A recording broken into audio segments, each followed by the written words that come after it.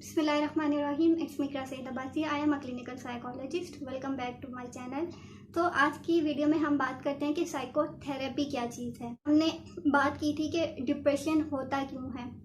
मिसाल के तौर पे ब्रेकअप हो जाना, डिवोर्स हो जाना, शादी का वक्त पे ना होना और उसकी वजह से फैमिली का आपको सपोर्ट ना करना, और इनकम कहाँ से आएगी, इनकम का कोई सोर्स नहीं है, उसके नतीजे में डिप्रेशन का हो जाना।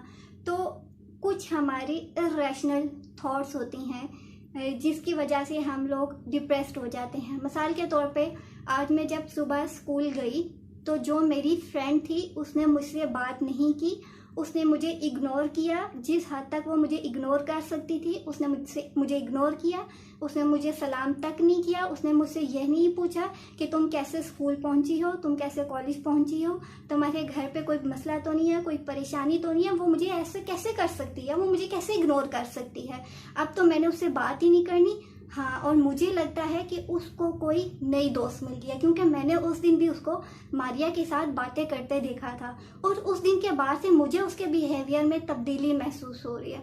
मुझे लगता है कि वो मैसेजेस पे भी बात करती हैं, और मुझे ये भी लगता है कि वो पूरी रात चैट करती रहती हैं और कॉल पे भी बात करती रहती हैं। बात यहाँ ख़त्म नहीं होती, बल्कि वो लाइव चैट भी करते हैं।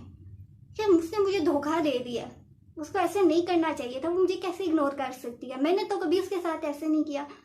तो ये हमारे इर्रेशनल थॉट्स होते हैं। तो थेरेपी में बेसिकली आपके जो इर्रेशनल थॉट्स होते हैं उससे डील किया जाता है। अब ये जो इतनी कॉग्निशंस हैं, इतनी थॉट्स जो मेरे माइंड में आई हैं, ऑटोमेटिकली ये मेरे बिहेवियर पे इफ़ेक्ट करेंगी, इन्फ्लुएंस करेंगी।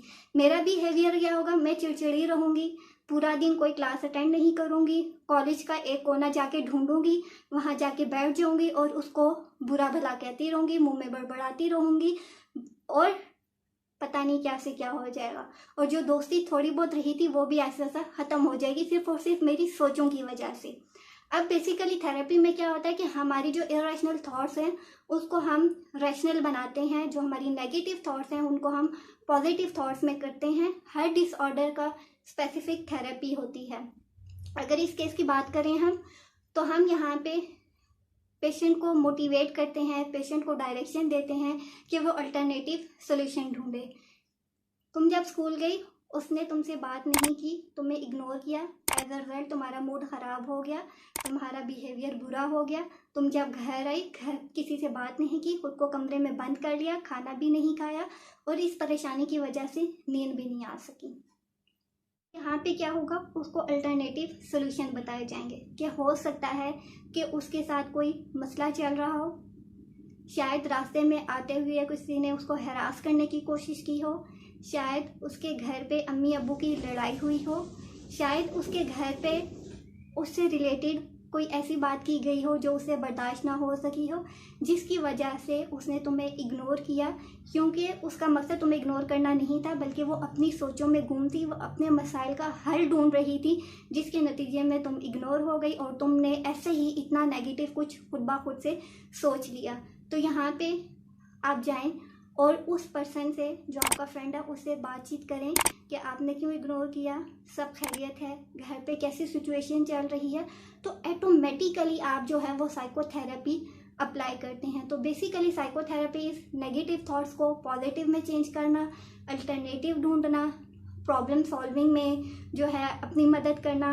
और अगर आप खुद नहीं ये सब कर पा रहे तो फिर आप किसी माहिर से रुजू करें कि वो आपकी हेल्प करे, कि आपको डायरेक्शन दे, आपको अल्टरनेटिव सॉल्यूशंस बताए, आपको डिफरेंट पर्सपेक्टिव से देखना सिखाए, ताकि आप अपने प्रॉब्लम्स को सॉल्व कर सकें। और किसी दिन हम डिटेल में बात करेंगे कि कॉग्निटिव बिहेवियर थेरेपी क्या होती है, या डायलेक्टिक बिहेवियर थेरेपी क्या होती है, PMR, डीप ब्रीथिंग, और डिटेल में बाकी चीज़ों पे बात करेंगे। तो ये मुख्तसर सा तारुफ था साइकोथेरेपी के बारे में। सो ये हमारा शॉर्ट कोर्स था साइकोलॉजी से रिलेटेड। इसका मकसद ये था कि हर लेमैन को, आम शख्स को पता चल सके कि साइकोलॉजी क्या चीज़ है, साइकोलॉजी किस चीज़ को डील करती है और कैसे करती है, ताकि आप लोग अपनी मेंटल हेल्थ का ज़्यादा से ज़्यादा ख्याल रख सकें, क्योंकि मेंटल और फिज़िकल हेल्थ दोनों इंसान के लिए बहुत ज़्यादा इम्पॉर्टेंट हैं। चैनल को लाइक करें, सब्सक्राइब करें और अपने फ्रेंड्स के साथ शेयर करें। Thank you so much.